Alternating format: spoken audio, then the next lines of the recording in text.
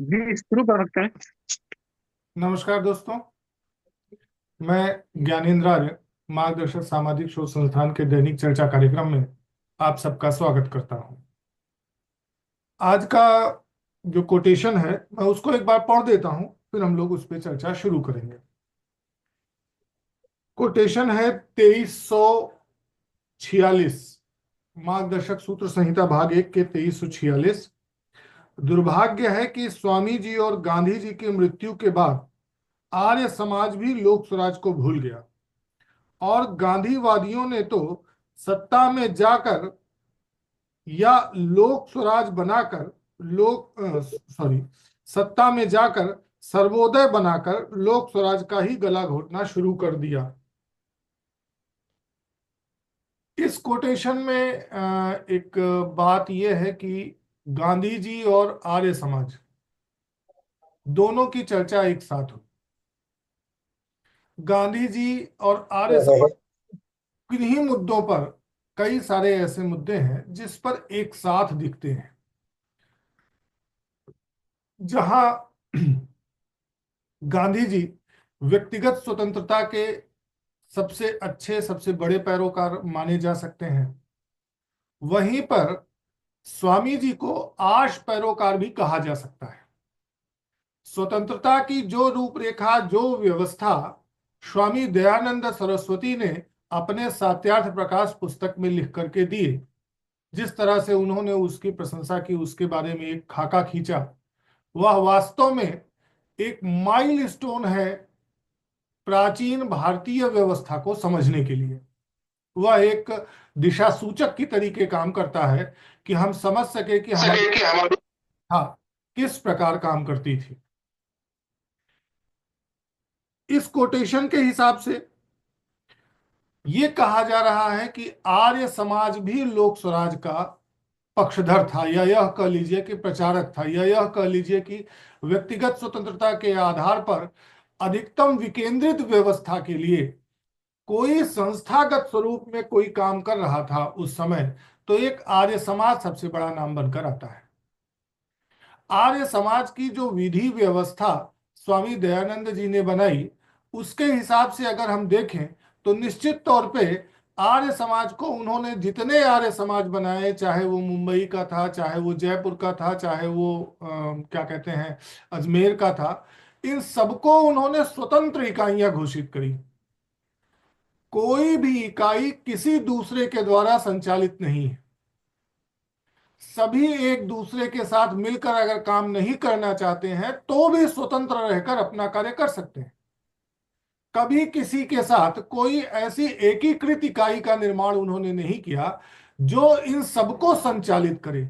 यानी कि जो स्वामी जी ने 10 नियमों में से एक नियम ये लिखा था कि प्रत्येक हितकारी नियम में सब स्वतंत्र रहें, प्रत्येक हितकारी नियम में सब स्वतंत्र हैं और सर्वहितकारी नियम पालने में परतंत्र रहना चाहिए, यह एक बात कह करके स्वामी जी ने लोक स्वराज की नींव खोद दी, नींव तैयार कर दी, जिस पर गांधी जी ने आगे चर्चा की, जिस पर अन्य लोगों ने भी तमाम चर्चाएं की। यह अलग बात है कि स्वतंत्रता के बाद, सन 1947 में स्वतंत्रता मिलने के बाद, यह हम जिस तरीके से केंद्रीकृत व्यवस्था के अंतर्गत फंसते चले गए, जो व्यवस्था हमारी नहीं थी उस व्यवस्था को हमने स्वीकार कर लिया। 1946 लेकर के 1947, 1948 तक गांधी जी जीवित रहे, तब तक लगातार गांधी जी ने यह बात कही कि यह आवाज, भाई साहब मेरी कम जा रही है? ठीक है, मैं थोड़ा आवाज बढ़ा देता हूँ। आवाज प्रॉपर आ रही है। अच्छा अच्छा, तो वो कमल सिंह जी के मोबाइल में कुछ होगा। आप अपनी आवाज बढ़ा ले। आवाज एक नंबर है भैया। आवाज एक नंबर है। जी जी जी। तो कुल मिला के मेरा यह कहने का मतलब है कि जो हम आर्ट्स परिस्थितियों को ले ले, जो हमारे आर्ट्स विचारक रहे हैं हम उनको ले लें, स्वामी दयानंद से लेकर के गांधी तक, हर एक व्यक्ति ने यह कहा कि हमें एक विकेंद्रित व्यवस्था ऐसी व्यवस्था चाहिए जो प्रत्येक इकाई के व्यक्तिगत निर्णय को स्वीकार करे, व्यक्तिगत निर्णय में कोई हस्तक्षेप ना करे। सात्यार्थ प्रकाश ही वह एक ग्रंथ है जिसके बारे में गांधी जी ने कहा था कि मुझे स्वराज की अगर प्रेरणा कहीं से मिलती है तो वह सात्यार्थ प्रकाश से मिलती है। कई सारे नवयुवक, देश में जितना आर्य समाज का प्रचार प्रसार हुआ, स्वामी जी के रहते हुए, स्वामी जी के बाद में भी सात्यार्थ प्रकाश को पढ़ करके ना जाने कितने लोग स्वातंत्र समर में कूद पड़े, जिन्हें यह पता था कि प्रत्येक हितकारी नियम में तो हम स्वतंत्र हैं, लेकिन सार्वजनिक सर्वहितकारी नियम पालने में परतंत्र रहना चाहिए। स्वतंत्रता के समय, जिस समय संविधान का निर्माण हो रहा था, उस समय भी गांधी जी ने अनेक पत्र ऐसे लिखे हैं, आज रिकॉर्डेड वो पत्र उपलब्ध हैं, जिनके आधार पर यह स्पष्ट रूप से कहा जा सकता है कि जिस संविधान सभा ने वर्तमान संविधान को तैयार करके दिया है, उस संविधान सभा के प्रति गांधी जी पूरी तरह से सहमत नहीं थे, या यह कह लीजिए पूरी तरह से विरोध में थे। अनेक पत्रों में तो उन्होंने यह स्पष्ट कहा है कि यह संविधान सभा भारत की ना होकर के उस समय के वायसराय चार्ल्स वावेल की थी।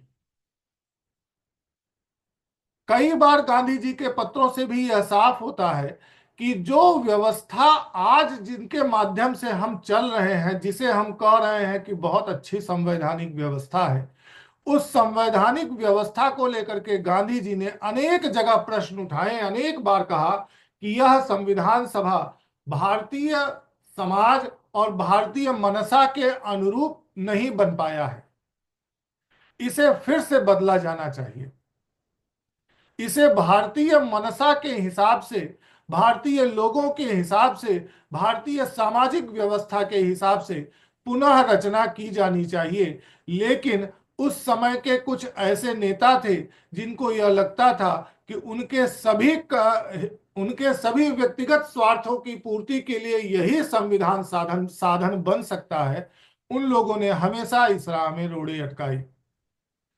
कभी भी स्वतंत्रता के बाद जितने संविधान संशोधन है, मुनि जी से मिलने के बाद हमको वो सब पूरा अध्ययन करने की रुचि हुई और मैंने पूरा अध्ययन किया। तो जो मुनि जी यह बात कहते हैं कि जितने संविधान संशोधन अब तक किए गए हैं वह सब राजनेताओं ने अपने लिए किए हैं, जनता के लिए नहीं किए। मतलब अगर सरकार को सड़क बनाने के लिए किसी की जमीन चाहिए थी तो संपत्ति के अधिकार को मौलिक अधिकारों से हटा दिया। उनको लगता था कि हमने जो विधेयक बना करके भेजा है, राष्ट्रपति उसके लिए देरी कर रहे हैं, तो राष्ट्रपति के अधिकार काट दिए। उनको जब लगा कि हम जो निर्णय कर रहे हैं न्यायपालिका उसमें हस्तक्षेप कर सकती है, तो 9वीं सूची बना करके उनके अधिकार से, न्यायिक समीक्षा से बाहर कर दिया।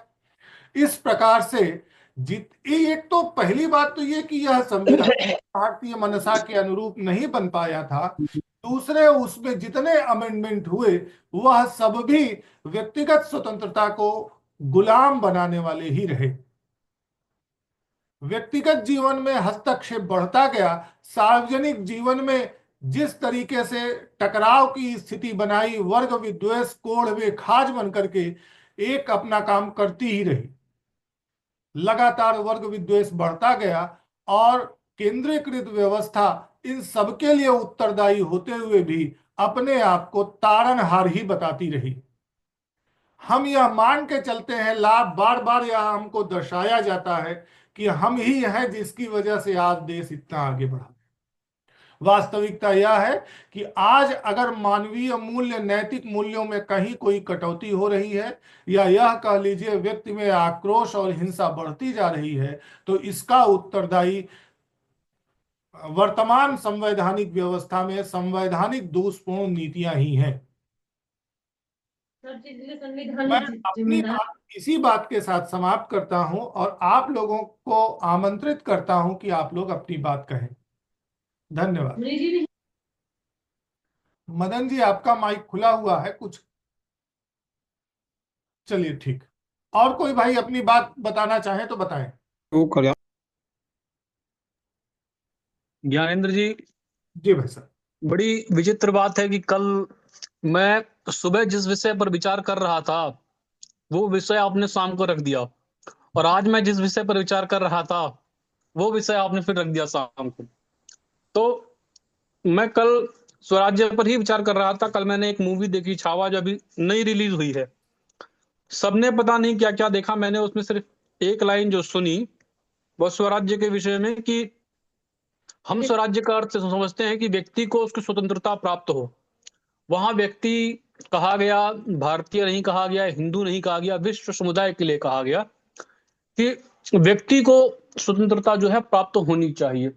और दूसरा शब्द वहां आया कि इस्लामिक शासन पद्धति में यह व्यक्तिगत स्वतंत्रता नहीं, अर्थात सीधे सीधे स्वराज्य खारिज हो जाता है और जो है तानाशाही आ जाती है। तो इस पर मैं जब विचार कर रहा था तो मैंने कहा ये एक घटक हमारा है जो महर्षि दयानंद सरस्वती ने भी 10वें नियम में कहा, गांधी जी ने कहा, जयप्रकाश नारायण ने कहा, राम मनोहर लोहिया का समाजवाद जब हम देखते हैं तो उसमें अर्थ को छोड़ दें अगर, तो अर्थ के को हटा दिया जाए तो वो भी कुछ कुछ लोग स्वराज्य की जो है दिशा थी। एक तरह से पूरी तरह से पार्टिसिपेटेड डेमोक्रेसी नहीं है, लेकिन पार्शियल था कुछ। अब से तो बेहतर हो जाता।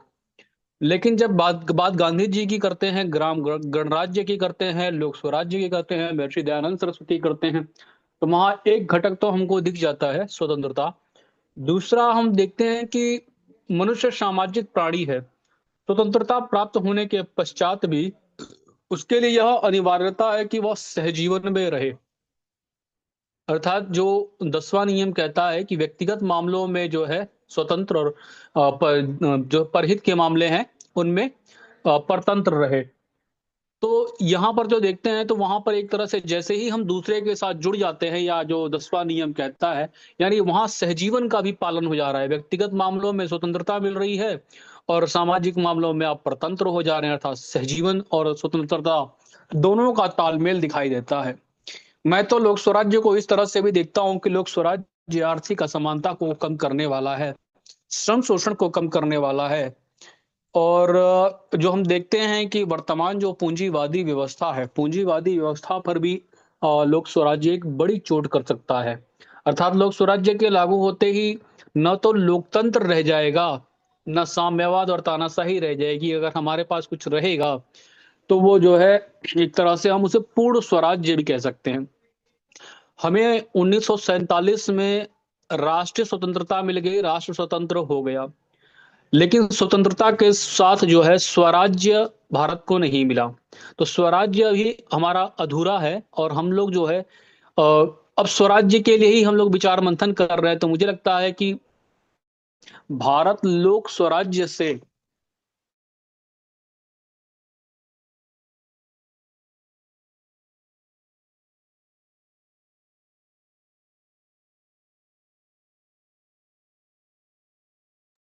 आपकी आवाज नहीं आ रही भाई साहब। लोक स्वराज्य की व्यवस्था में कहीं ना कहीं व्यक्ति का महत्व बढ़ जाता है। वर्तमान जो व्यवस्था है, या तो पूंजीपतियों का ही महत्व रह जाता है, या तो सरकारों का महत्व होता है। व्यक्ति गुलाम हो जाता है, या ऐसा कह लीजिए कि व्यक्ति व्यवस्था से जकड़ा हुआ महसूस करता है। लेकिन जिस स्वतंत्रता की हम बात करते हैं, उस स्वतंत्रता को भी कहीं ना कहीं सुविधाओं के नाम पर जो है दबाने का प्रयास किया जाता है। यही कारण है कि लोक स्वराज्य की भूख भी पैदा नहीं हो पा रही है, क्योंकि जेल में बंद कैदी जो मिल रहा है उसी से वो पर्याप्त है। तो जब तक वो विचार मंथन करेगा ही नहीं कि कब हमारी सुविधाएं बंद हो जाएंगी, तब तक वो प्रयास भी नहीं करेगा। तो कहीं ना कहीं हम लोग जिस दिशा में जा रहे हैं वो सही दिशा है। और मैं पूरे दिन भर आज इसी पे मेरा चिंतन चलते रहा, क्योंकि कल मैंने मूवी देखी थी तो इस लाइन को लेकर काफी चिंतन चल रहा था, और आज मैं संयोग से वही विषय रख दिया। तो इसके लिए बड़ा बड़ा धन्यवाद आपका। जी धन्यवाद।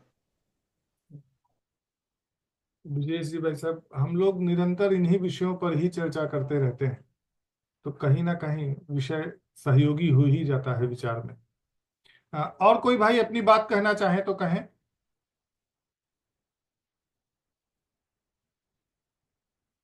जी बताएं भाई साहब।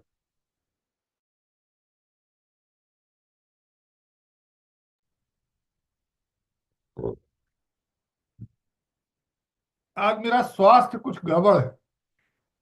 मैं चाहूंगा कि विपुल जी हमारे साथ इतने लंबे समय से जुड़ रहे हैं, तो लोक स्वराज्य पर वो अपनी बात जरूर रखें, क्योंकि लोक स्वराज्य हमारे प्रमुख लक्ष्यों में से एक है।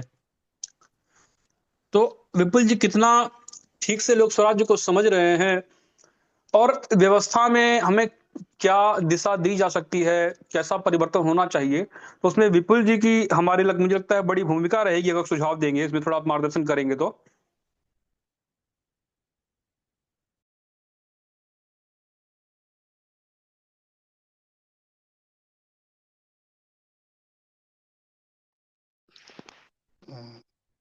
सबको मेरा नमस्कार। जो आज का नमस्कार जो विपुल जी। जो आज का जो विषय है वो लोक स्वराज के ऊपर है। और लोक स्वराज के ऊपर जो विषय है ये बहुत ही महत्वपूर्ण विषय है। अगर हम इस शब्द की बात करें, हम इसके इतिहास पे जाते हैं, तो ऐसे तो लोक स्वराज का जो अर्थ है, मतलब है, या जो इसकी परंपरा है, ये हमारे यहाँ आदिकाल से रही। तो वैदिक काल से अगर देखा जाए तो वहाँ भी हमें राज था, पंचायत व्यवस्था थी, गांव की अपनी अर्थव्यवस्था थी, सामाजिक व्यवस्था थी। वहां से अगर आगे चलते हैं तो अंग्रेजों के आने तक ये व्यवस्था बहुत ही अच्छे ढंग तक थी। अंग्रेजों के आने के बाद इस व्यवस्था को बहुत ही सोच समझकर और बहुत ही प्लान्ड वे में इसे बर्बाद किया गया, इसे डिस्ट्रॉय किया गया। अब हम जो बात करते हैं, जो अभी बात हुई लोक स्वराज की, जो जेएस जी ने की, वो जो लोक स्वराज की बात करते हैं शिवाजी या संभाजी, वो दरअसल हिंद स्वराज की बात करते हैं। उनका कहना है कि हिंद स्वराज चाहिए, मतलब ये धरती हम हिंदुओं की है और हम हिंदुओं का ही राज चाहिए। जो उनका जो हिंद स्वराज या लोक स्वराज का जो कॉन्सेप्ट था, हमें उस कॉन्टेक्स्ट में देखना पड़ेगा। जो जो उस वक्त की तत्कालिक परिस्थितियां थी, उस कॉन्टेक्स्ट में देखना पड़ेगा, उस परिप्रेक्ष्य में देखना पड़ेगा। वो वक्त मुगलों का था, आक्रांताओं के हमले जारी थे, औरंगजेब इस देश का शासक था। तो तब शिवाजी ने ये नारा दिया कि हिंद स्वराज, मतलब हम हिंदुओं की धरती है, हमें हिंदू राज्य चाहिए। अब हम बात करते हैं आज की। जो आज का जो परिस्थितियां हैं, जो काल है, वो अलग है। यहाँ पे हमें ये देखना है कि हमारे पास अपना जो छत्रपति जी का जो सपना था, छत्रपति का, वो तो कमोबेश है।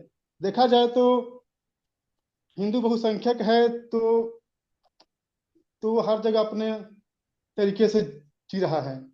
लेकिन फिर भी जो लोक स्वराज है, अगर हम अलग अर्थों में लें तो वो नहीं है।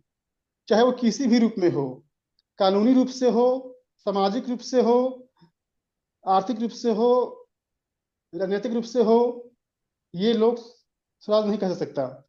सबसे पहले बात करते हैं राजनीतिक। जो हमारा वर्तमान का जो लोकतांत्रिक व्यवस्था है, वह तो आयातित है। हमने ब्रिटेन से इंपोर्ट किया है, तो इसे तो हम किसी भी तरह से हम अपनी व्यवस्था नहीं कर सकते। या जो कानूनी व्यवस्था है, या जो सामाजिक व्यवस्था है, जिसको पिछले 75 सालों में काफी नुकसान पहुंचाया गया काफी तरीकों से। तो ये तो अपना लोक स्वराज है नहीं। अब बात आती है कि हमें लोक स्वराज के लिए क्या करना पड़ेगा। अगर हमें अपना लोक स्वराज लाना है तो हमें जीवन के सभी अंगों, सामाजिक, राजनीतिक, आर्थिक, नैतिक में जो अपनी व्यवस्था है, जो अपनी जड़ें हैं, उसकी ओर लौटना पड़ेगा। अब उसके लिए हमें क्या करना पड़ेगा? उसके लिए हमें ये करना पड़ेगा कि जो हमारे आचार, विचार, परंपरा, प्रथाएं, उसको जानना पड़ेगा। जो कि लंबे समय से जो हम आयातित लोकतंत्र या जो विदेशी कानून रहे हैं, उसकी वजह से हम भूल चुके हैं। तो इसके लिए आवश्यक है कि हम चीज को हम आगे बढ़ाएं जन जागरण से। जो आज की जो व्यवस्था है वो कहती है लोक स्वराज, लोक स्वराज। ये जो लोक स्वराज जो नेता देते हैं, इनका लोक स्वराज से कोई संबंध नहीं है। ये केवल अपनी वोट बैंक के लिए वो ऐसा नारा देते हैं। और वर्तमान व्यवस्था में अगर देखा जाए तो वो संभव ही नहीं है, क्योंकि ये जो नीतियां बनाई गई हैं, जो कानून बनाए गए हैं, जो हमारी पार्लियामेंट है, वो तो नेताओं ने अपने लिए बनाई हैं। अपने लिए संविधान अमेंडमेंट करते हैं और लॉ बनाते हैं। तो हमें ये देखना पड़ेगा कि क्या हम दबाव डाल सकते हैं उन पे कि तुम हमारे लिए कानून बनाओ, जो हमारे मान्यताएं हैं, प्रथाएं हैं, परंपराएं हैं, तुम इसका रक्षण करो। तो इसके लिए उन पे दबाव डालना पड़ेगा। दूसरी बात है कि जन जागरूकता, जैसा कि मैंने पहले भी कहा था कि इसका एक ही उपाय है, जन जागरूकता। और कोई इसका उपाय है नहीं। और जो आर्थिक दृष्टि है, तो आर्थिक दृष्टि से कहा जाए तो पहले जो जो था, हमारे जो गांव थे या हमारे कस्बे थे, वो आत्मनिर्भर थे। आज हम आत्मनिर्भर नहीं हैं। तो हमें तो पहली बात जो हमारे स्थानीय उत्पाद हैं, जो हमारे जो प्राकृतिक उद्योग है, उसको डेवलप करना पड़ेगा। अब जैसे कि एक प्रोजेक्ट आया हुआ है, वोकल फॉर लोकल, या वन एक जिला एक उत्पाद, वन डिस्ट्रिक्ट वन प्रोडक्ट। तो ये उस दिशा में एक कदम है, लेकिन हमें अभी इसमें और अच्छा करना है और इसको और आगे ले जाना है। और मेरा जो लोक राज का मतलब है कि जो अपनी व्यवस्था हो, इसमें हमारी मान्यताएं, परंपराएं, प्रथाएं, सोच का रक्षण हो, वही हमारे लिए लोक स्वराज है। धन्यवाद। और ठीक बात ब्रजेश, विपुल जी। और कोई भाई अपनी बात रखे? सभी बंधुओं को नमस्कार। नमस्कार भाई साहब। गांधी जी के विचारों को समाज में कौन आगे ले जाएगा, इसके लिए कोई आरक्षित नहीं। विवेकानंद, दयानंद के विचारों को कौन आगे ले जाएगा, इसके लिए भी कोई आरक्षित नहीं। जो लोग उनके गद्दी से जुड़े हुए हैं, संस्था से जुड़े हुए हैं, वह उनकी किताबों को, उनकी सोच को जाने अनजाने में दूसरे पीढ़ी तक ट्रांसफर कर रहे हैं। बाबा तुलसीदास ने रामचरितमानस लिखा परहित सरिस धर्म नहीं भाई, पर पीड़ा सम नहीं अजमाई। कौन जानता था गांधी जी इसको अपना वाक्य बना लेंगे, और उनकी इस विचार को कि हमारे तो राजा राम हैं, हम किसी अकबर को अपना राजा नहीं मानते हैं, या किसी को भी अपना राजा नहीं मानते हैं। यह स्वतंत्रता की अवधारणा गांधी जी में कितनी समा जाएगी कि उसको लेकर वो क्या कर डालेंगे, इसको कोई नहीं जानता था। लेकिन रामचरित मानस को मानस प्रेमियों ने जिंदा रखा। जाने अनजाने में लोग उसका पाठ पढ़ते रहे। मिल गया कोई गांधी, हिला दिया उसने देश को। मिल जाएगा कोई दयानंद, उठा लेगा बिगड़ा। तो गांधी जी द्वारा लिखी गई किताब, दयानंद द्वारा लिखी गई किताब, ये लोग महर्षि हैं, इनकी किताबों को कोई न कोई मेधावी पा ही जाएगा। और जब वो पा जाएगा तो बदल देगा, व्यवस्था परिवर्तित कर देगा, चीजों को सही कर देगा। उसमें समय नहीं लगेगा। बस ये है कि किस वीर भोग्य वसुंधरा, जिस चीज को धरती की जरूरत होती है वैसे ही लोग उत्पन्न होते हैं। जब हमारे देश में आजादी के परवानों की जरूरत थी तो हमारे यहाँ क्रांतिकारी पैदा हुए, भगत सिंह पैदा हुए, चंद्रशेखर आजाद पैदा हुए, गांधी पैदा हुए, लोकमान्य तिलक पैदा हुए। जब हमको साइंटिस्ट की जरूरत थी तो हमारे यहाँ साइंटिस्ट पैदा हुए। आज हमें व्यापारियों की जरूरत है, हमारे यहाँ बड़े बड़े व्यापारी हैं। तो सब लोग समय अनुसार पैदा होते रहते हैं। जैसी जरूरत है वैसे लोग उत्पन्न होते रहेंगे। अब यह कहा जाना कितना उचित होगा कितना अनुचित होगा कि गांधी के लोग, स्वामी दयानंद के लोग उनकी बातों को अच्छे से आगे नहीं बढ़ा रहे हैं। सारा आदमी अपने स्वभाव में जीता है। हर संस्था का अपना स्वभाव होता है। सब लोग अपने स्वभाव अनुसार जीवन जीते हैं और स्वभाव अनुसार कार्य करते हैं। जिनका जैसा स्वभाव है वो जहां है उस अनुरूप वो कार्य कर रहे हैं। चीजें आगे बढ़ रही हैं। कि कोई भी संस्था हो वो अपने स्वभाव अनुसार चलेगी। कहा जाता है कि जो आदमी सर्विस करता है 10 से 4 घड़ी देख के काम करता है, तो वो अपने अनुसार काम, और उसमें कोई अच्छा निकल जाए तो 10 से 4 करे भी उसके बाद भी उसके बारे में सोचता रहे, तो अलग से एक विलक्षण शक्ति, एक अपवाद पैदा होते हैं ऐसे लोग। वो कहीं रुकते नहीं। उनके लिए कोई एक कैटेगरी नहीं है कि वो यहीं मिलेंगे। वो साधुओं के रूप में भी मिल सकते हैं, वो कर्मचारियों के रूप में भी मिल सकते हैं, वो नेता के रूप में मिल सकते हैं, वो व्यापारी के रूप में मिल सकते हैं। वो कहीं भी मिल जाएंगे और दुनिया बदल देंगे। रही बात की लोक स्वराज कितना जरूरी है कितना नहीं जरूरी है, हर चीज की जरूरत समय खुद बताता है। समय ही तय करता है किस चीज की जरूरत है। समय इसको भी तय करेगा। धन्यवाद। ठीक पवन जी। और कोई भाई अपनी बात रखे?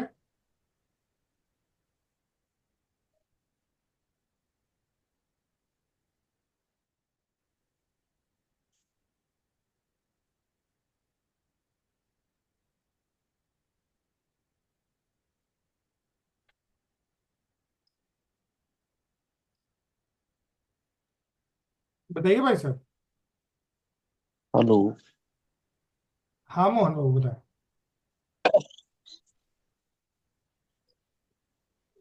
सभी साथियों का अभिवादन है। आज जो विषय रखा गया है कि लोक स्वराज आर्य समाज, चाहे वो हो, चाहे वो तेलंगाना हो, जहां जहां पर कांग्रेस की सरकार होती है वहां पर किसी प्रकार के किसी का आवाज आ रहा है। हाँ, आने दीजिए, आप अपनी बात रखिए। अच्छा अच्छा, चलिए। और गांधी जी ने जो लोक स्वराज्य दिया, अब जो इनके जो आगे जो अनुयायी लोग थे वो किस दिशा में जा रहे हैं, या समाज को किस दिशा में ले जा रहे हैं, कितना तक वो गांधी और आर्य समाजों का की विचार को पालन कर रहे हैं। तो जब हम स्वराज्य की बात करते हैं तो हम समझते हैं कि मतलब अपना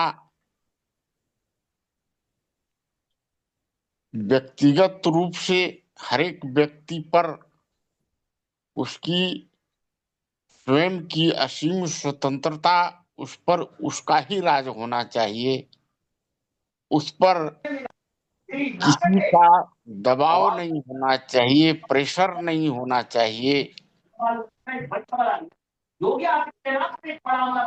और जो लोक स्वराज्य है, तो जो आज 700-800 करोड़ व्यक्तियों का जो बृहद समाज है पूरा विश्व का, सारे लोग का भी अपना अपना जो है वो स्वतंत्र रूप से अपने ऊपर अपनी व्यवस्था होनी चाहिए। लेकिन इसी को जब हम आगे देखते हैं तो जब ये परिवार के रूप में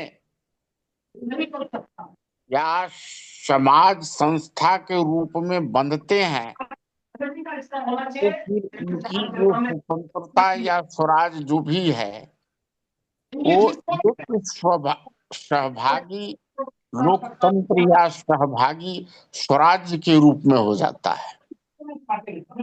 अब जहां तक महर्षि दयानंद सरस्वती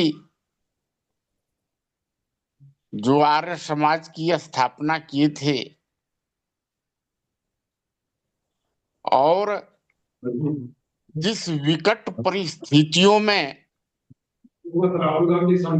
उन्होंने समाज की दुख दर्द और समस्याओं का आकलन किया था, उस समय जो है गुलामी की भी एक सीमा होती है, लेकिन उससे भी निम्न सीमा तक जो मानव समाज था, जो भारत का परिवेश था, वो बिल्कुल ही उसकी दशा अति दयनीय थी। और उस समय उनके ध्यान में आया भाई कुछ न कुछ तो इस गुलामी से ऊपर उठ करके और कुछ जो है स्वराज्य जो है, स्वयं की स्वतंत्रता जो है व्यक्तियों में होना ही चाहिए। और तब उन्होंने स्वराज की चिंगारी जहां तहां अपनी बातों से, अपनी तर्क शक्ति से सभी जो व्यवस्थाएं थी उनमें जो अवगुण था उस अवगुणों को सामने ला करके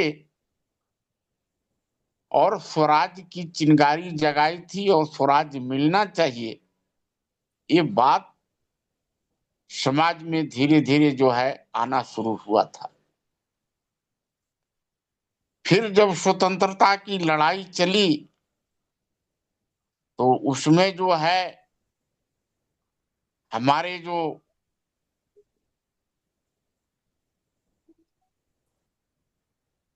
स्वतंत्रता की लड़ाई में जो संघर्ष करने वाले और जो कुछ कहिए कि अपनी जान की बाजी लगाने वाले जो दल थे,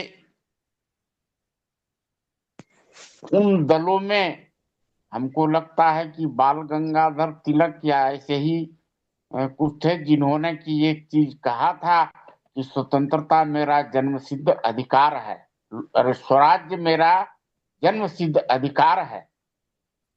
और इसकी बातें वहां उठाई और फिर जो है जो अहिंसा के पुजारी थे और अहिंसक रूप से जो अपनी लड़ाई को स्वतंत्रता के लिए छेड़ा था, उन्होंने भी स्वराज्य को जो है और लोक स्वराज को, ग्रामीण स्वराज को, ग्राम स्वराज की बात को महात्मा गांधी जो थे वो आगे बढ़ाए और इसके लिए वो भी अहिंसक रूप से स्वराज दिलाने के लिए सभी को जो है तो जन जागरण किया और स्वतंत्रता मिली। लेकिन जो स्वराज्य मिलना था वो स्वराज्य के जगह पर सुराज्य मिला। तो जब हम आज के परिवेश में देखते हैं, चाहे विश्व में जो है कोई भी संगठन हो या संस्था हो जो तंत्र के रूप में कायम है, चाहे वह साम्यवादी हो, चाहे वह इस्लाम हो, लोकतंत्र हो, जो भी है संस्थाएं, उनको जो हम देखते हैं तो इन किन प्रकारेण जो है जो राजनीति का साम दाम दंड भेद की नीति है, उन नीतियों को अपनाकर और व्यक्ति या समाज को किसी न किसी रूप में गुलाम ही बनाना चाहते हैं। सामने से हम उनका मुखौटा देखते हैं तो उनको लगता है कि वो आम जनता को या लोग को कितना ख्याल रखते हैं, ध्यान रखते हैं, उनकी स्वतंत्रता का कितना ध्यान रखते हैं। लेकिन जब हम उनके अंदर जाते हैं तो वो जो भी अपनी कार्यशैली अपनाते हैं उससे जो है लोग को गुलाम कर बनाने का ही प्रयास करते हैं। और जितना भी जो है, चाहे वह आर्थिक शक्ति हो या समाज में जो सामाजिक शक्ति है, प्रशासन की शक्ति है, उस सभी शक्तियों को तंत्र अपने पास केंद्रित करने का प्रयास करता है। और जहां तक जो समाज में भी जो लोग को अधिकार मिलना चाहिए, सामाजिक व्यवस्था का जो अधिकार मिलना चाहिए, जो कि तंत्र अच्छे तरह से नहीं कर सकती है और समाज उसको बहुत अच्छी तरीका से कर सकती है, उसमें भी जो है तंत्र दखल अंदाजी कर करके और व्यक्ति को और समाज को गुलाम बनाने का प्रयास कर रहा है। इसीलिए जो है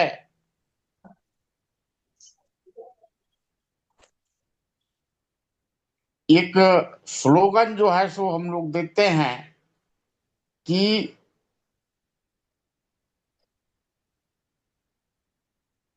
हम पर अधिकार हमारा हो। क्या है लोक स्वराज का लोक स्वराज का नारा नारा दो और हम पर अधिकार हमारा दो। ये जो है फिर एक आवाज जो है जिसको कि कभी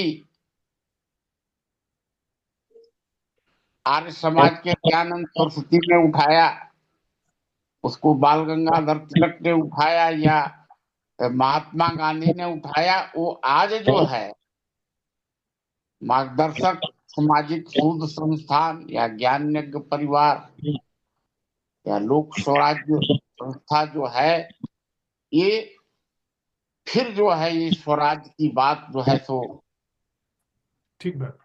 उठाना हम लोग शुरू किए हैं और इसको जो है समाज में जन जागरण के रूप में ज्ञान यज्ञ परिवार ले जा रहा है और उनको कहां कहां तंत्र के द्वारा उनकी जो सुराज्य देकर और पूरी स्वतंत्रता जो है उनको अपने पास केंद्रित कर रहा है, उस अधिकार को शोषण कर रहा है, इस चीज को बता रहा है और जागृत कर रहा है। ठीक बात। तो मैं अपनी बात को यहाँ पर विराम दूंगा और अन्य साथी जो हैं जी और मोहन। इस पर जो है बृहद रूप से चर्चा करेंगे और हम सबको मार्गदर्शन करेंगे। धन्यवाद। धन्यवाद भाई साहब। और कोई भाई अपनी बात रखे? अरे मैं एक बात जो है भूल गया था, जी। विनोद की बात है। तो अपने बीच एक महापुरुष महापुरुष हैं नरेंद्र रघुनाथ जी, उनका एक कोटेशन है। ऐसा नहीं है कि मैं तर्क नहीं दे पाया हूँ इसलिए महापुरुष के कोटेशन को ले रहा हूँ, बस उनके द्वारा कही हुई बात है इसलिए उनके कोटेशन को लिया जा रहा है। जी।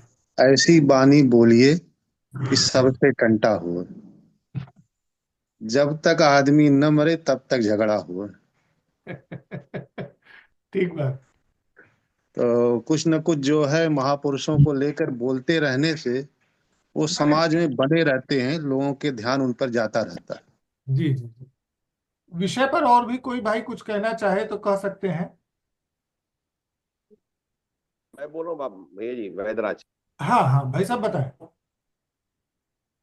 देखो, अराजकता की जनक जो वर्तमान लोकतंत्र प्रणाली से निश्चय थी, अराजकता बढ़ते बढ़ते इतनी बढ़ जाएगी, उस स्तर तक पहुंच जाएगी कि जहां पर में क्रांति की चिंगारी जरूर फूट पड़ेगी।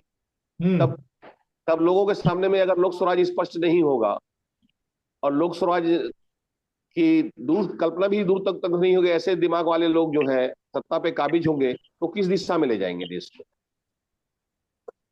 इस तब तो वो कहीं कहीं भी वो ले जा सकते हैं देश को। ऐसी स्थिति में वो तानाशाही की ओर बढ़ सकते हैं पुनः, या फिर कोई धर्म तंत्र स्थापित हो सकता है, जैसे कि गजवा चाहने वाले लोग प्रयास कर रहे हैं, या फिर वामपंथी लोग अपना प्रयास कर रहे हैं कि वामपंथी पद्धति आपस में हो। जो देश के आजादी के समय में भी ऐसा प्रयास किया जा रहा था, वो सुभाष चंद्र बोस के माध्यम से हो, नेहरू के माध्यम से हो, कि पूरा वामपंथ आपस में काबिज हो जाए, पूरा वामपंथी सरकार चले, लोकतंत्र न हो। जी जी।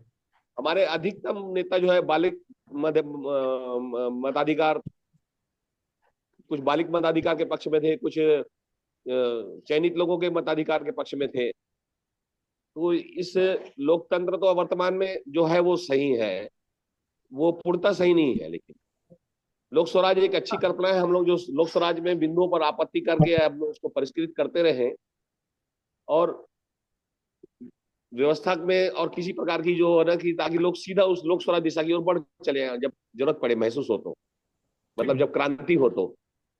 और ऐसे लोग हमारे पास में काबिज हो जो मार्गदर्शक मंडल के सूत्रों के अनुसार चल सके, ऐसा हम माहौल बना पाए पूरे देश में केंद्र स्तर तक। आम जनता के मन में भी, छोटे छोटे क्षेत्रों में भी लोक स्वराज की कल्पना हम लोग को पहुंचाते रहना पड़ेगा।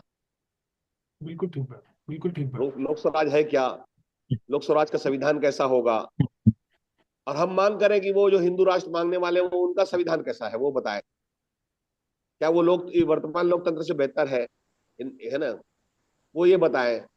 हम लोगों से मांग कर रहे हैं कि देखो ये है आपका इस्लामी धर्म तंत्र है, उसका स्वरूप कैसा है देख लीजिए आप लोग, हिंदू राष्ट्र का कैसा होगा वो भी बता सामने लाए लोगों के, वामपंथ का चेहरा कैसा है वो दिखाएं लोगों को। और उसके बाद लोक स्वराज जो हम आज प्रस्तुत करने जा रहे हैं मुनि जी के नेतृत्व में और इस मार्गदर्शक मंडल के नेतृत्व में, इसको हम लोग को वास्तव में प्रचार करना बहुत आवश्यक है और इस पर चर्चा भी जारी रहे कि जी ऐसी स्थिति में क्या क्या हो सकता है और आगे क्या क्या हम लोग को बदलाव करने पड़ेंगे, अपने ही मतलब सूत्रों में क्या क्या बदलाव करने पड़ेंगे, इस पर भी चर्चा होती रहनी चाहिए। जी जी, बहुत बढ़िया बहुत बढ़िया। ठीक है, और कोई भाई अपनी बात रखे? माता प्रसाद कौरव जी कुछ कहना चाह रहे थे। जी भाई साहब, नमस्कार सभी साथियों को। नमस्कार। भाई साहब, मेरे मतानुसार व्यवस्था जो होती है, व्यवस्था कभी खराब नहीं होती है, बनाने वाले भी खराब नहीं होते हैं, पर उस व्यवस्था पर चलने वाले लोगों की जब वृत्ति परिवर्तित होती है तो विकृति पैदा होती है।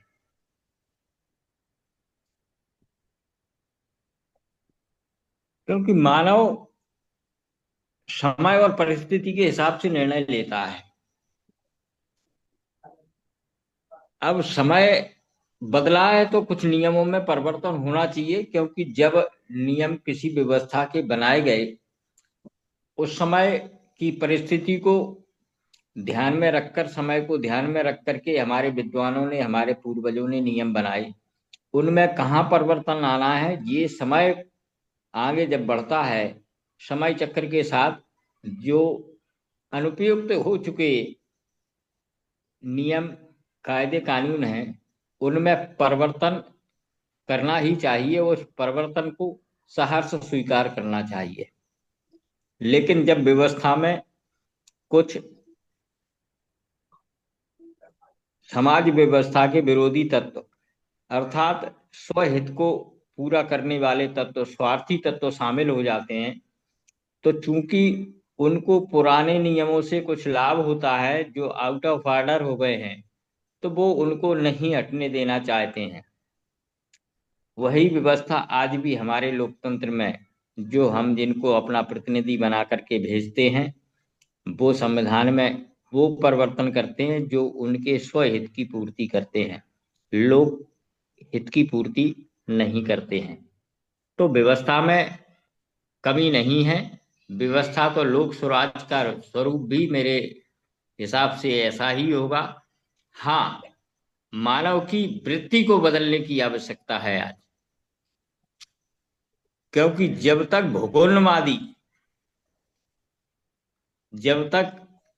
भोग का उन्माद हमारे नेतृत्वकर्ताओं में रहेगा तब तक संग्रह की मनोवृत्ति रहेगी, और संग्रह की मनोवृत्ति रहेगी तो शोषण की वृत्ति होगी ही होगी।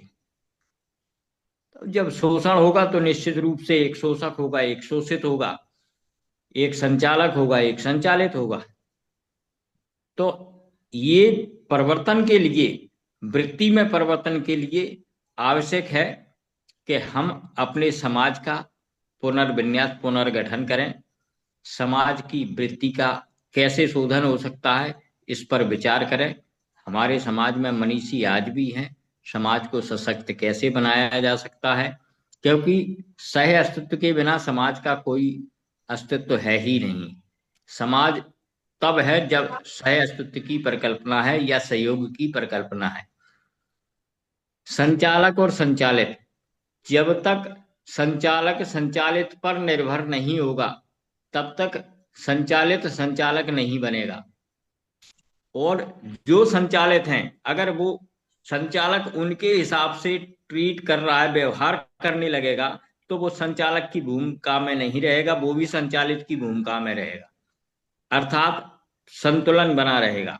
और ये संतुलन रहेगा तब जब हम अपने पारिस्थितिकी तंत्र को लेकर के चलेंगे, ध्यान में रख करके चलेंगे। क्योंकि आज सबसे अधिक नुकसान यदि हम कर रहे हैं तो अपने पारिस्थितिकी तंत्र का कर रहे हैं। अगर हमारा जो परिवेश है उसमें चीजें संतुलित नहीं रहती हैं तो हम अपने आने वाली पीढ़ी को क्या दे करके जा रहे हैं? कौन सा स्वराज? स्वराज का तो कोई प्रश्न ही नहीं है, ना कभी स्वराज रहा है मेरे हिसाब से, ना स्वराज रहेगा, ना कोई स्वराज होता है। हाँ, लोकतंत्र होता है, वो आज भी है, क्योंकि स्वराज जब हम दो के बीच में हो गए, अकेला कुछ नहीं कर सकते हैं और दूसरे पर निर्भर हो गए, तो हमारा राज्य तो वहीं खत्म हो गया। वहां कॉमन नियम चले, जब हमारे ऐसे नियम बनेंगे जिससे सामने वाला भी संतुष्ट हो, तो हमारा स्वराज काहे का? तो स्वराज की परिकल्पना बिल्कुल गलत है मेरे हिसाब से। हमें चाहिए ये कि हमारे सह अस्तित्व की परिकल्पना हो, राज्य हो, उसमें व्यवस्थाएं हो, और व्यवस्थाओं में समय के हिसाब से परिवर्तन हो, जिसे समाज स्वीकार करे, तो वो स्वराज हमारा राज्य है, क्योंकि हम उसमें परिवर्तन करने के लिए तैयार हैं, और जो परिवर्तन करने किया जाएगा उसको स्वीकार करने के लिए तैयार है। वो तो मुझे लगता है कि स्वराज्य है, नहीं तो स्वराज तो चल ही रहा है, लोकतंत्र है, स्वराज है, और हमारे नेतृत्व करता है, वो हमारे संचालक हैं, हम उनसे संचालित हैं, शोषण के लिए तैयार हैं। आप जितना शोषण कर सकते हैं हमारा, जितने आप सुविधाओं का भोग कर सकते हैं आप भोग करिए, हम आपको अपने हिस्से की भी सुविधाएं देने के लिए तैयार हैं, हम कर्तव्य का पालन करने के लिए तैयार हैं। आप केवल अपने अधिकारों की चिंता करें, हम अपने कर्तव्यों की चिंता करेंगे। ये समाज में जब तक इस वृत्ति का उन्मूलन नहीं होगा कि आपके कर्तव्य और हमारे अधिकार, जब सभी अपने अपने अधिकारों कर्तव्यों के लिए लड़ेंगे, तो समाज में व्यवस्था बनेगी। जब तक अधिकारों के लिए लड़ाई होगी, अर्थात पुरुषार्थ कैसे सर्वोपरि हो, हमारे नैतिक मूल्य सर्वोच्चता को कैसे प्राप्त करें, वो तभी करेंगे जब हम पुरुषार्थ को ध्यान में रखेंगे। और पुरुषार्थ जब कामयाब होगा जब हम प्रकृति को ध्यान में रखेंगे, अर्थात अपने नियम हम प्रकृति को संतुलन में लेकर के चलेंगे, तो ही, नहीं तो दोहन होता रहेगा और हमारे समाज में अव्यवस्थाएं फैलेंगी फैलेंगी। क्योंकि आज जो चीज प्रचुरता में है उसका हम ज्यादा उपभोग कर लेंगे या ज्यादा एकत्रीकरण कर लेंगे, तो असंतुलन पैदा होगा, और असंतुलन पैदा होने से अव्यवस्था होगी ही होगी, और कुतर्क चलते रहेंगे। ये मेरे हिसाब से यही है भैया जी, धन्यवाद। और आगे ठीक बात। नमस्ते सभी। हाँ, नमस्ते जी सभी साथियों के लिए। हाँ मदन जी बताइए। अभी माता प्रसाद जी ने बहुत अच्छे विचारों में अपनी भावना प्रकट करी। आज बहुत अच्छा विषय है स्वामी जी के बारे में और गांधी जी के विषय में। उनकी क्या क्या सपना था गांधी जी का और स्वामी जी का।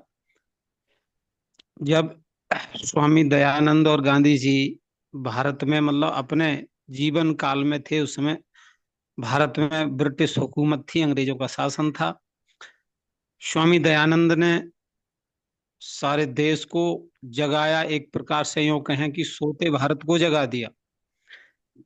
जो मतलब देश को आजाद कराने की आवाज उठाई, वो सबसे पहले ऋषि दयानंद ने ही उठाई थी।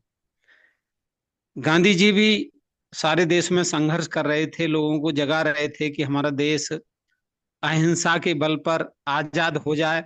हम ना तलवार चलाएं, ना भाला चलाएं, ना बंदूक चलाएं, ना तोप चलाएं, हमें आसानी से ही आजादी मिल जाए तो अच्छा है। तो ये उनका सपना था, कल्पना थी। आजादी मतलब केवल अहिंसा के बल पर आजादी कभी न मिली है, न मिलेगी।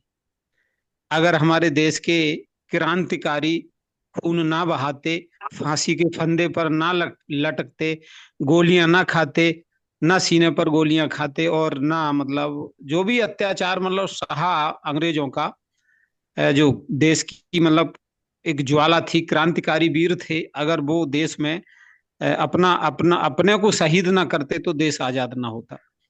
तो सबसे पहले जो मतलब आजाद भारत को करने का बिगुल ऋषि दयानंद ने फूंका। और जो ऋषि दयानंद के शिष्य थे, आर्य समाज के गुरुकुलों में पढ़ते थे, चाहे वो ठाकुर रोशन सिंह हो, राम प्रसाद बिस्मिल हो, चंद्रशेखर आजाद हो, भगत सिंह आदि आदि, जो भी क्रांतिकारी थे वो 80% आर्य ही समाजी थे। तो ऋषि दयानंद का सपना था कि अगर हम आजाद हो गए, हमारा देश स्वतंत्र हो गया, तो भारत में लोक स्वराज्य निश्चित रूप से आ जाएगा। गांधी जी भी ये गांधी जी का भी ये सपना था, और गांधी जी चाहते थे कि भारत में राम राज्य और लोक स्वराज्य आए। लेकिन उनका सपना जो है वो अधूरा रह गया। अधूरा यूं रह गया कि देश तो आजाद हुआ, देश की आजादी से ही पहले वो विदा हो गए, शहीद हो गए। चाहे उनको मर्डर किया गया, जैसे भी ऋषि दयानंद को भी समय से पहले देश के दुष्टों ने विदा कर दिया, शत्रुओं ने उन्हें मार दिया, ऐसे संत को जो भारत की एक महान विभूति थे, और सोते भारत को जगा दिया, भारत में पाखंडवाद का समापन करा। तमाम कुरीतियां जो हमारे भारत में समाई हुई थी हिंदू धर्म में, एक पाखंडवाद की तरफ हमारा जो समाज जा रहा था, हिंदुओं का पतन हो रहा था, तमाम तरह तरह से भारत में अंधविश्वास भरे हुए थे, अंधकार में भारत जा रहा था। तो इस तरह से ऋषि दयानंद ने घूम घूम के सारे भारत में गुरुकुल खुलवाए, और देश आजाद कराने के लिए उन्होंने संघर्ष करा, उनके शिष्यों ने संघर्ष करा। और गांधी जी ने भी हर तरह से देश की जनता को जगाया, सभाएं की, मीटिंग की, और देश के नौजवानों को उकसाया देश।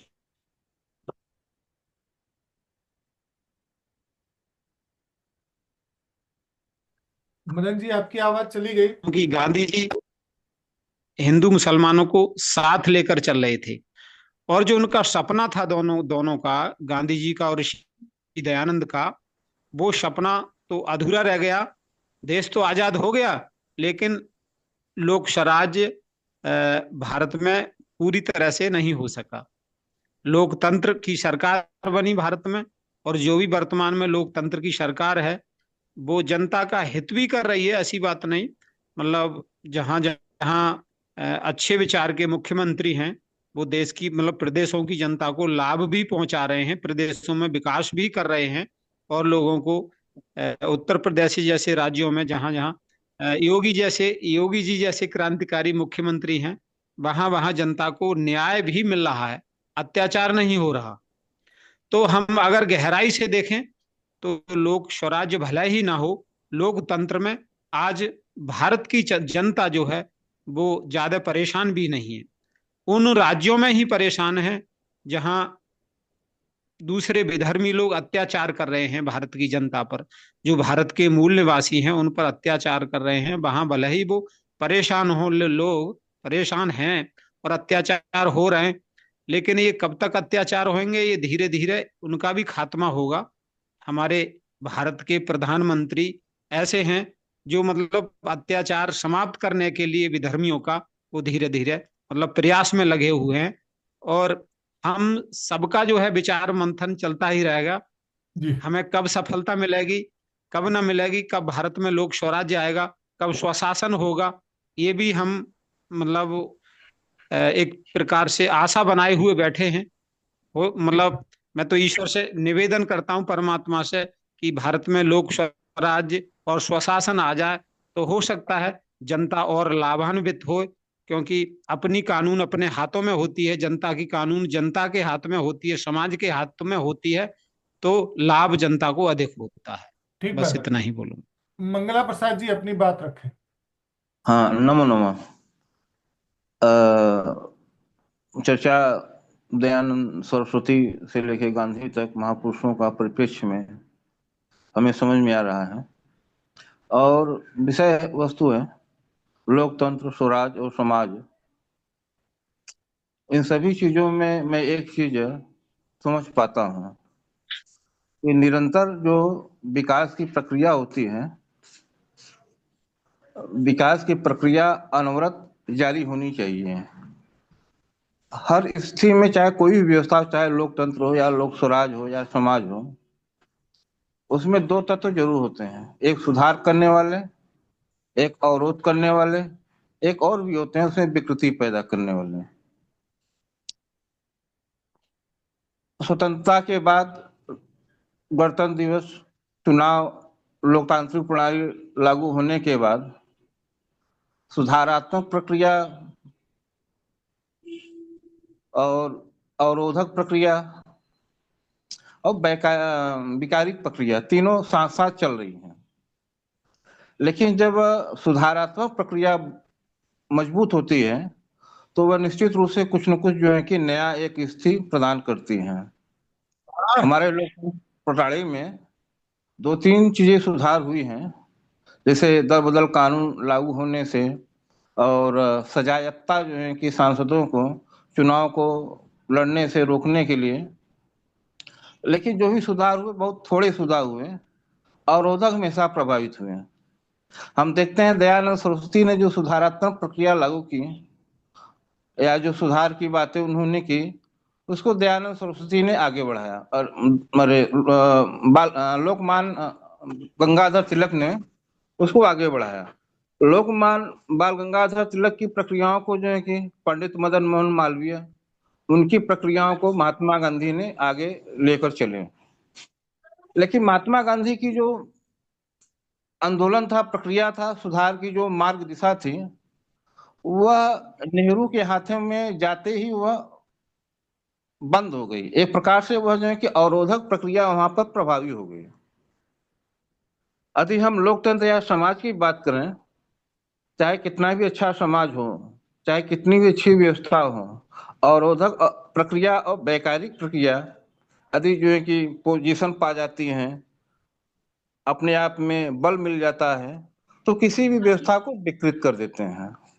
वस्तुतः न लोकतंत्र गलत है, न तो संविधान गलत है, न तो वर्णाश्रम धर्म की व्यवस्था कभी गलत थी, लेकिन विकार पैदा करने वाले जो तत्व थे हमेशा जो है कि मजबूत रहे और वे अपने कार्यों में सफल हो गए। अपने कार्यों में सफल हो गए। अब हमें यह देखना चाहिए कि जो सुधारात्मक प्रक्रिया करने वाले जो तत्व हैं उनको बल प्रदान करें, उनके प्रति समर्पण है, कुछ न कुछ अपना योगदान दें, समय का दान, तन मन धन से जो भी योगदान हो वहां पर करते रहें। सारी जो व्यवस्थाएं हैं, देखिए जब भी चेतना अवरुद्ध होगी, जड़ता बढ़ेगी तो विकार पैदा होगा। हमने कांग्रेस पर अत्यधिक विश्वास करके और वहां पर हम जड़ प्रवृत्ति में चले गए। चलिए कांग्रेस जो है कि देश समाज को जो है कि आगे मार्गदर्शन करेगी। कांग्रेस भी लोगों को भ्रम में डाल करके अपना जो है कि सत्ता का भोग ले रही थी, लेकिन धीरे धीरे विकृति बढ़ती गई और बीच बीच में सुधार के संबंधी कुछ आंदोलन हुए, लेकिन उनको जो है कि दबा दिया गया। जैसे जो है करपात्री जी महाराज ने जो आंदोलन किया था उसको दबा दिया गया, और ने भी जो आंदोलन हुए उनको दबाते गए, क्योंकि अवरोधक प्रक्रिया जो जड़ता देने वाली प्रक्रिया थी और जो चेतना और सुधार की प्रक्रिया थी वो उसके सामने कमजोर पड़ जा रही थी। आज जो है कि भारतीय जनता पार्टी की सरकार है और कुछ सुधारात्मक प्रक्रियाओं को लागू करने का प्रयास उसने किया, जैसे किसान बिल वगैरह हुआ या अन्य जो है 3 तलाक कानून सुधार 370। लेकिन जो भी सुधार हो रहा है, हम यह नहीं कह सकते कि जो विकार पैदा करने वाली प्रक्रियाएं हैं उसको अधिक प्रभावी हैं। मैं देख रहा हूं कि विकार उत्पन्न करने वाली प्रक्रियाएं जो है कि पुरजोर से सुधारात्मक प्रक्रियाओं को जो है कि तोड़ने का प्रयास कर रही हैं। हमें जो है कि दयानंद सरस्वती, बाल गंगाधर तिलक और मालवीय जी और गांधी जी से जो विकास का जो विचारधारा हम लोगों की चली है, जो वहां से आगे जो है खंडित हुआ है, उसको पुनः उस विचारधारा को लेकर के हमें और आगे बढ़ना होगा और हमें अपनी चेतना जागृति को बना करके जितना यथासंभव शक्ति सहयोग से उसको जो है कि करते रहे। लेकिन जो है कि इन जो चेतना शक्ति और सज्जनों का जो सहयोग है उसको लेने वाला भी सज्जन व्यक्ति होना चाहिए, नेतृत्वकर्ता सज्जन व्यक्ति होना चाहिए। बीच में जो है अन्ना हजारे का आंदोलन हुआ और बड़ा सफल आंदोलन हुआ। लेकिन केजरीवाल जैसे महोदय जो है कि आकर के उस पूरे आंदोलन के जो है कि जो गुणवत्ता थी, जो उसकी प्रक्रिया थी, जो एक नई चेतना उत्पन्न करने की थी, उसको सबको अपने में लेकर के उसको विकृत कर दिया, मानी जड़ता में पहुंचा दिया। भाई वो साहब, चेतना ऊर्जा खत्म हो गई है। भाई साहब आपका समय पूरा हो गया है, हाँ जल्दी हाँ हाँ करें हाँ। 1 आध मिनट में। तो हम चाहते हैं, हम अपने कहने का तात्पर्य है, जो मुनि जी जो है एक सुधारात्मक प्रक्रिया, एक नई चेतना ऊर्जा इस अवस्था में, उम्र में 90 साल की अवस्था में भी जो है कि उनकी ऊर्जा देखने लायक बनती है, और वे निरंतर सुधार के बातों को लेकर के आगे बढ़ते जा रहे हैं, उस पर चर्चा कर रहे हैं, लेकिन उस पर बल देने वाले कम लोग हैं जो है कि, और उसका जो विस्तार चाहिए और विस्तार होना चाहिए। कुल मिलाकर के यह है कि हम कोई भी व्यवस्था की बात करें, चाहे वो लोकतंत्र हो, चाहे समाज हो, चाहे लोक स्वराज हो, निरंतर चैतन्य जागृति से हम अपना योगदान करते रहें और अधिक से अधिक लोगों को उस योगदान के लिए प्रेरित करते रहें। शास्त्रों में कहा गया है, यदि जो दुष्ट व्यक्ति सोया हुआ है तो उसको प्रणाम करना चाहिए, और सज्जन व्यक्ति सोया है तो उसको जगा देना चाहिए। कि दुष्ट व्यक्ति जब तक सोया रहता है, जड़ता को प्राप्त रहता है, तब तक समाज सुखी रहता है। जी जैसे भाई, ही सज्जन व्यक्ति सो जाता है तो उससे समाज में जो चेतना की धारा प्रवाहित होनी चाहिए वह अवरुद्ध होती है। तो इसी के साथ में मैं अपना बात रखता हूँ, और मैं यह चाहता हूँ कि सब लोग, जितने भी लोग हैं कार्यक्रम से जुड़े हुए हैं, और भी अधिक जो है कि हमेशा जो है कि कुछ न कुछ अपना सहयोग और ऊर्जा और चेतना समाज में जो है कि देते रहे यथासंभव। धन्यवाद। धन्यवाद मंगल प्रसाद जी। और कोई भाई अपनी बात कहे? किसी को, किसी व्यक्ति से अगर इस चर्चा के दौरान कोई प्रश्न भी आया हो तो वो कर सकते हैं। मुनि जी भी सभी जुड़े को हुए हैं आज मीटिंग में, कुछ कहेंगे? सभी को प्रणाम। हाँ रामराज जी, नमस्कार, बताएं भाई साहब। जैसे क्या है, देश आजाद करने समय जो नेता लोग थे, उन्होंने जब देश को देखा भ्रमण करने के बाद कि किस स्थिति में देश आजाद होगा, तो उन्होंने लोक स्वराज का स्थापना रखा, गांधी जी वगैरह, कि लोक स्वराज हो। और लोक स्वराज को लेकर के उन लोग जो है आगे बढ़े, और जब आगे बढ़े तो चलते चलते यहाँ तक पहुंच गया कि देश आजाद हो गया। लेकिन जो लोग स्वराज था, जो गांव गणराज था, वो बाद में जो है तंत्र सुराज की ओर ले गए इन लोग, है ना। सोच था कुछ और कर दिए इन लोग कुछ। तो जो आजादी मिलना था, वो आजादी लोग स्वराज का जो नारा दिए थे, काम कर रहे थे, वो बिल्कुल विपरीत की ओर चला गया। और जो नेता उसमें देखे कि हम लोग जो है लोक स्वराज हो जाएगा तो हम लोगों को उसमें लाभ नहीं मिलना है, तो उसको तंत्र सुराज की ओर, कि हम जो कहेंगे वो जनता में लागू हो, है ना। तो ये जो है अभी हमारे आदरणीय बजरंग मुनि जी जो हैं, ये जैसे उन लोग उस समय शोध किए थे, उस टाइप में इन्होंने शोध करके ये जो है जागरण, जन जागरण का काम जो है कर रहे हैं, लोगों को जोड़ करके जो है ये पुनः पुनः जो है लोक स्वराज की ओर ये मतलब चलने का एक रास्ता है, जो हम लोगों को एक गांव गांव में, जैसे उस समय जब आजादी हो रहा था तो देखे कि नहीं, ये शहर का देश नहीं है, गांव का देश है, गांव को स्वतंत्र करेंगे, गांव को जो है लोक स्वराज को बढ़ावा देंगे, और वैसा हुआ नहीं। लेकिन जो महान पुरुष हुए, वो अपना सोच के आधार पर जो है देश को अच्छा गति देते हैं, लेकिन कुछ लोग अपना स्वार्थ बस में इसको गुलामी की ओर ही ढकेल देते हैं। यही सब, इतना ही कहता हूँ जी। ले बहुत बढ़िया, बहुत बढ़िया। और कोई भाई अपनी बात कहे? किसी का कोई प्रश्न हो तो भी ले सकते हैं हम लोग।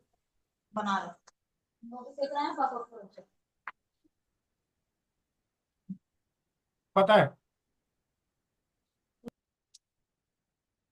सुनील देव जी का आज कोई प्रश्न या कोई बात नहीं? आचार्य जी, जी बाबा हैं तो थोड़ा सा मैं सुनना चाहूंगा। थोड़ा एक दो प्रश्न रहेगा मेरा, और समय रहा तो 2-3 मिनट की बात रखूंगा। बाबा तो फिलहाल मीटिंग से निकल गए, वो आज जुड़ नहीं पा रहे हैं मेरे ख्याल से। तो कोई और भाई रखे, मैं 2 मिनट के बाद अभी बात रखता हूँ, 2 मिनट। तो कीजिए 2 मिनट। और कोई भाई तब तक अपनी बात रखना चाहे तो रखे, क्योंकि इस कार्यक्रम लगभग समापन की तरफ है। 10-15 मिनट और बचा हुआ है।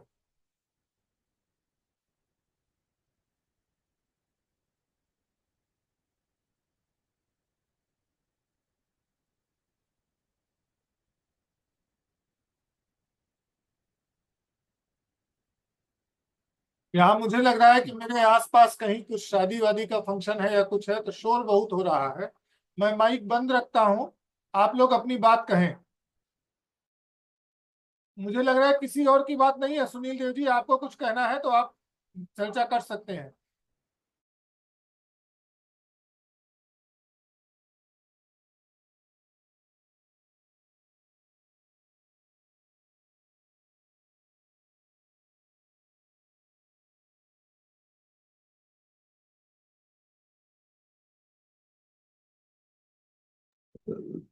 जी नमस्कार सभी साथियों को।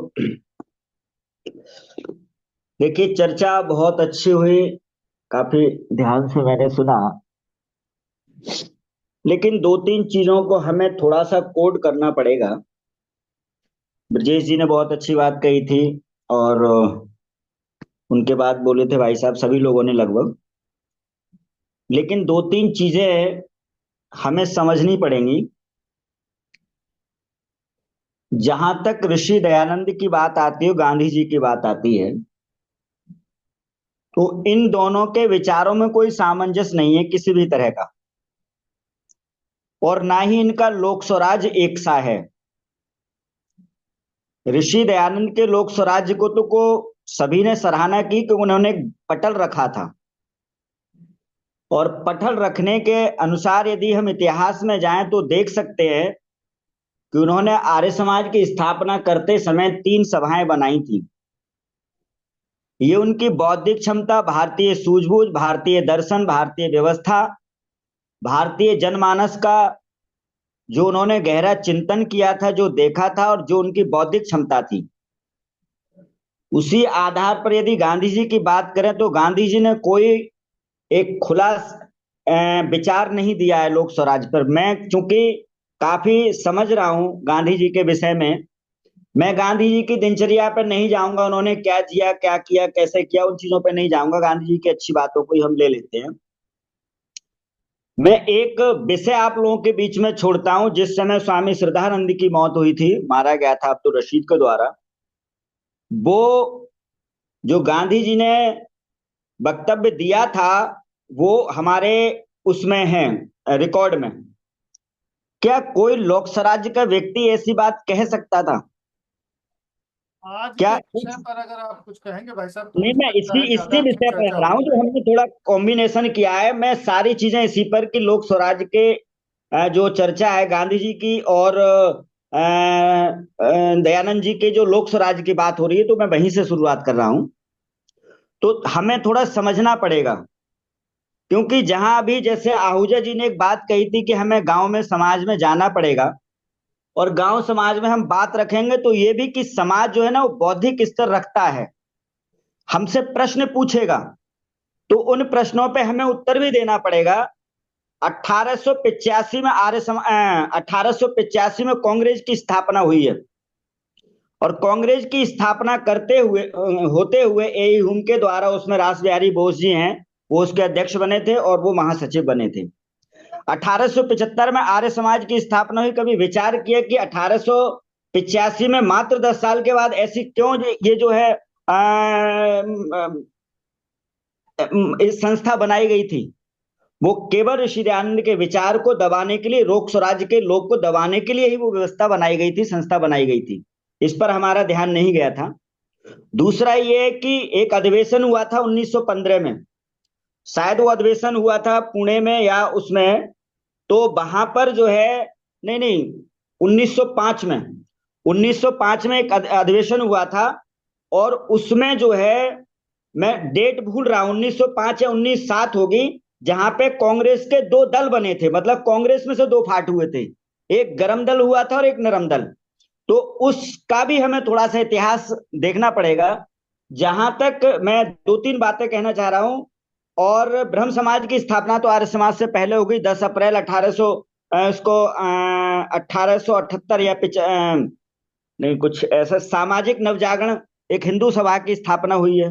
मेरा ये सब कहने का तात्पर्य ये है कि इतने सारे जो हमारे गुट थे और जो समाज निकल करके आए थे हमारे बीच में, इन सब का उद्देश्य क्या था? जब हमारा उद्देश्य एक है, लक्ष्य एक है, तब हमें अपने विचारों के आधार पर क्या आवश्यकता है कि मैं अच्छा कर सकता हूं, मैं अच्छा कर सकता हूं, मैं अच्छा कर सकता हूं, क्यों सामंजस्य नहीं बन पाया? और वहां ICS जो परीक्षा के लोग थे, जो रास बिहारी बोस जी थे, वो उसी की परीक्षा के थे और संविधान भी उन्हीं लोगों ने लिखा था। तो कांग्रेस की स्थापना तो इसीलिए हुई थी कि जो भारतीय गणराज्य है, यानी आर्य समाज के लोक स्वराज, आर्य समाज से मतलब ये कि ऋषि दयानंद के लोक स्वराज को यदि भारतीय जनमानस ने एक्सेप्ट कर लिया और वहां तक पहुंच गए, तो फिर यहां पर हमारी जड़ बिल्कुल ही कमजोर हो जाएगी। इसलिए कांग्रेस की स्थापना हुई।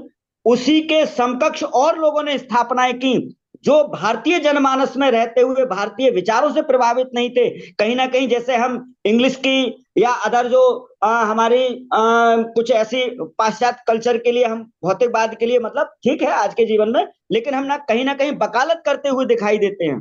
तो इतनी संस्थाएं हमें देख रहे हैं उसी काल में 1875 के बाद में, वो सिर्फ ऋषि दयानंद के विरोध के लिए होती, क्योंकि ऋषि दयानंद का जो विचार था वो अकाट्य था। कभी हम चिंतन करें, दर्शन देखें उनका, और सत्यार्थ प्रकाश तो एक ऐसा ग्रंथ है। और ऐसे आप पंडित मदन मोहन मालवीय को कोट करिए, उन्होंने तो हिंदू सभा की स्थापना की थी। क्या कहते हैं कि आर्य समाज चलता रहेगा तो हिंदू दौड़ता रहेगा, ये तीन उन्होंने, आर्य समाज सो जाएगा तो हिंदू मर जाएगा। कुछ उनकी बौद्धिक क्षमता रही होगी पंडित मदन मोहन मालवीय की। तिलक जी के लिए देख लीजिए, जो कांग्रेस, ये लीग, मुस्लिम लीग की स्थापना करने वाला हम मानते तो जिन्ना के लिए, लेकिन नहीं वो विचार, उसको देख लीजिए, भूरी भूरी प्रशंसा, मतलब कैसी ऋषि दयानंद की। तो केवल एक ही विचार था कि ऋषि दयानंद के लोक स्वराज्य की जो परिकल्पना थी वो एक सार्वभौमिक भारतीय दर्शन के आधार पर थी, भारतीय जनमानस के आधार पर थी, भारतीय संस्कृति परंपरा जो वैदिक काल से लेकर के आज तक चली आ रही। और उन्होंने एक नारा दिया था कि कर्म भ्रष्ट हुए तो हुए, नाम भ्रष्ट क्यों होते हो। तो बहुत विशाल दर्शन जो था उसकी ओर हमारा वही लोक स्वराज है। लोग बढ़ रहे हैं, आ रहे हैं। और जैसे मैं थोड़ी सी बात और ले रहा हूं, लोक स्वराज जैसे अष्टांग योग 16 उसमें आते हैं, मात्र रामदेव ने एक चीज को धारण किया आसन के लिए। आसन का मतलब यह है 16 अंगों में से एक अंग है। आसन का मतलब हो गया कि व्यक्ति कहीं भी अपने आप को असहाय महसूस नहीं करेगा, 3 घंटे 4 घंटे भी बैठता है तो, और रामदेव बैठे रहते हैं। तो एक के लिए ग्रहण करने के लिए वो विश्व विख्यात व्यक्ति हो जाते हैं। गांधी जी ने कहीं ना कहीं पालन किया इस चीज का, अहिंसा का जो दिया है, और उन्होंने विश्व विख्यात उस चीज के लिए मतलब हो गए, उनके विचारों के लिए सराहना की गई। लेकिन गांधी जी की और ऋषि दयानंद की तुलना मैं नहीं समझता किसी भी तरह से लोक स्वराज्य के स्तर पर की जा सकती है, क्योंकि गांधी जी का लोक स्वराज्य कोई व्यवस्था के रूप में हमारे सामने आया ही नहीं। उन्होंने अपने विचार में कुछ कहा या कोई इस तरह की, आर्य समाज आज भी इस चीज को कहता है। और ऋषि दयानंद ने एक विस्तार उसमें दिया है, आप पढ़िए सत्यार्थ प्रकाश के लिए, साथ में समोल्लास में पूरी व्यवस्था दी है। तो कहने का तात्पर्य है कि हमारी पूरी राजनीतिक व्यवस्था दी है। तो इसलिए जो है कि कॉम्बिनेशन या थोड़ा सा वो मैं नहीं समझ रहा, वैसे ठीक है हमारा विचार रहता है गांधी जी ने जो दिया है। और गांधी जी कहाँ से क्या थोड़े से वो थे, उनके जो कुछ ऐसी चीजें हमारी रही हैं जो नहीं उतर पाती हमारे विवेक के आधार पर या तर्क के आधार पर या उसके आधार पर, तो इन चीजों को थोड़ा सा जानेंगे। और वही संविधान के निर्माता हुए हैं जो लगभग, क्योंकि ICS शायद परीक्षा जो होती थी उसी से सुभाष जी करके आए थे। सुभाष जी जब नौकरी में लगे तो उन्होंने कहा कि मैं ऐसी किसी परीक्षा के पास करने के बाद ऐसा कोई भारतीय वो नहीं करूंगा जो अपने ही भाइयों को लूटूंगा। तो वही एक परंपरा चली आई थी, गांधी जी का उसका हिस्सा बने थे, नेहरू जी हिस्सा थे ही उसके, उन्हीं के द्वारा संविधान निर्मात हुआ, उसके द्वारा सब। कैसे हम परिकल्पना कर सकते हैं कि हम लोक स्वराज्य किसी तरह का भारत में दे सकते थे वो लोग। और मैं कहने का मेरा गंतव्य यही था कि यदि गांधी जी किसी व्यक्ति के साथ चल रहे हैं, प्रभावित हैं, वही व्यवस्था दे रहे हैं, नेहरू जी उसी का अनुसरण कर रहे हैं, उसी कांग्रेस का, वही विचारों का, पाश्चात्य का, वही उनकी जीवन शैली, और इन्हीं को प्रधानमंत्री का आवेदन करते हैं, तो इन चीजों का हमें जानना पड़ेगा। और लोक स्वराज की बात बहुत सारे लोगों ने कही, यही वास्तव में थोड़ा ठीक है कि संविधान का थोड़ा संशोधन होकर के हमें कुछ अधिकार प्राप्त हो जाएं। जैसे बाबा ने 29 अधिकारों की जो बात की है ग्राम समाज की, बहुत अच्छी बात है, ग्राम समाज को मिले। कुछ हमारी तरफ से ग्राम सभाओं के लिए जो बाबा ने कोटेशन लिखे हैं जो है, तो उनके अनुसार जो है ग्राम सभाओं का अपना स्वतंत्र कुछ इस तरह का कि आप ग्राम प्रधान से ये प्रश्न कर सकते हैं, एक अपना स्वरूप बना सकते हैं ग्राम सभा का। तो ऐसी चर्चाएं जो हैं शुरू हो, तो यही हमारा लोक स्वराज होगा। बाकी तो हमारे सब अपने चुने चुने नेता हैं और उनसे हम लड़ नहीं सकते, कोई नहीं कर सकते। और चूंकि मैं बस लास्ट में एक बात कहूंगा, हमारे विचारों के आधार पर यदि हम सबकी एक स्थिति, एक परिस्थिति है, विचारों में मत भिन्नता हो सकती है तर्क के आधार पर, फिर उसकी दूर कि कौन सा जो है विचार जो है बहुत ज्यादा सार्वभौमिक, यदि हम सबका लक्ष्य है तो एक ही झंडा के लिए पर्याप्त हो जाता है, अलग झंडे की स्थापना। तो भारतीय जनमानस की तो स्थिति परिस्थिति क्या है, आज ये विचार करते हैं हम लोग। जी धन्यवाद। बहुत बहुत धन्यवाद आचार्य जी। और कोई भाई किसी का प्रश्न हो तो ले ले, समय पूरा हो चुका है। सुनील जी हमारा के प्रश्न अवसर पर मुझे लग रहा है कि चर्चा दूसरी दिशा में चली जाएगी। हम लोग आज लोक स्वराज को वर्तमान परिस्थितियों में किस तरह से दबाया गया और कौन कौन इसके प्रमुख प्रचारक के रूप में रहे, आज इन्हीं पर रहा चर्चा तो ज्यादा ठीक। हाँ, हमारा प्रश्न है जी भाई साहब कि जो दयानंद सरस्वती ने और जो बाल गंगाधर श्री, लोकमान्य बाल गंगाधर श्री, पंडित मदन मालवीय और महात्मा गांधी, हालांकि कोई व्यक्ति अपने आप में पूर्ण नहीं होता है, गुण दोष सब में होता है, तो उसमें क्या जो विसंगतियां उस पर न चर्चा किया जाए, बल्कि जो सुधारात्मक प्रक्रिया एक दूसरे से होते हुए आगे बढ़ी उस पर चर्चा किया जाए, तो वही जो है कि ध्येय है। तो हम चाहते हैं कि जो इसमें सुधारात्मक प्रक्रिया जो है कि जो धारा चली आ रही है, आज वही धारा मैं समझता हूँ कि हम लोगों तक पहुंच रही है, उस धारा को एक दूसरे प्रक्रिया में कैसे स्पष्ट किया जाए, क्योंकि अक्सर जो है कि विरोध एक दूसरे महापुरुषों का उदाहरण देते हैं, लेकिन वो धारा स्पष्ट नहीं हो पाती है। बिल्कुल सही बात, आपकी बात से सहमत हूँ भाई साहब, लेकिन ये प्रश्न नहीं था। ठीक, कल फिर नए विषय के साथ हम लोग जुड़ेंगे। मैं एक 10 सेकंड की बात रखूंगा। भाई साहब आपका 10 सेकंड बड़ा लंबा होता है। नहीं 10 सेकंड होगा, 2 सेकंड होगा। चलिए, देखिए मैं ये कहना चाह रहा हूं आदरणीय जी, एक कपड़ा जब हम टेलर के पास लेके जाते हैं और टेलर से कहें कि इसको बिना काटे छांटे और इसको हमें बना दीजिए, क्या नाम है, शर्ट या कमीज, तो वो कपड़ा पकड़ा देगा, कहेंगे पहले से मुझे काटना पड़ेगा, छांटना पड़ेगा, उसके बाद। ऋषि दयानंद से तुलना हो ही नहीं सकती, ये हमारा बौद्धिक स्तर है। तो मैं वही कह रहा था कि जो हमारे अन्य लोग हैं, महापुरुषों ने कैसी प्रशंसा की है, तो जो लोक स्वराज का कॉन्सेप्ट था उनका वो बहुत व्यापक था और वो कॉन्सेप्ट सबने फेल किया था, मैं गांधी तक के मैं ये कहना चाह रहा हूँ, नेहरू वगैरह सब जो आप बात कर रहे हैं कि फेल किसने किया, तो उसमें गांधी जी भी थे, नेहरू भी थे, वो तो सब थे ही। जो फेल किया गया था मतलब आर्य समाज के या वेद को नहीं कहेंगे हम, ऋषि दयानंद के लोक स्वराज को फेल करने का काम कांग्रेस ने किया था। 10 सेकंड के बाद 40 सेकंड हो गया है, और चर्चा में अगर हम आवेग में आकर कुछ कर रहे हैं तो इसका मतलब है कि हमें चर्चा में थोड़ा सा और धैर्य बरतना चाहिए। नहीं देखिए फिर वही बात है, फिर आप बहुत बहुत आभार। हम लोग फिर कल नए विषय के साथ जुड़ेंगे। आप